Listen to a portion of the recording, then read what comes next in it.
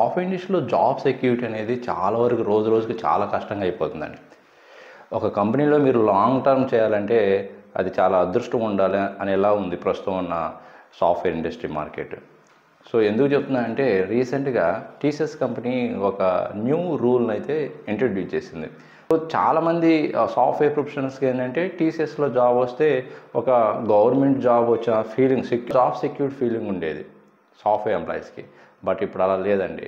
Even TCS కంపెనీలో కూడా వాళ్ళు చెప్తుంది ఏంటంటే కొత్తగా న్యూగా ఒక రూల్ని ఇంట్రడ్యూస్ చేశారు.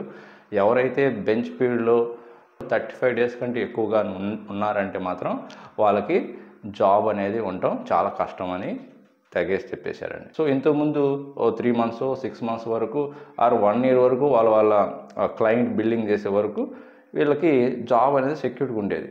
బట్ ఇప్పుడు ఐటీ కంపెనీస్లో ఎవరైతే బెంచ్ పీరియడ్లో ఉంటారో వాళ్ళకి ఇంకా అంత జాబ్ సెక్యూరిటీ లేనట్టే.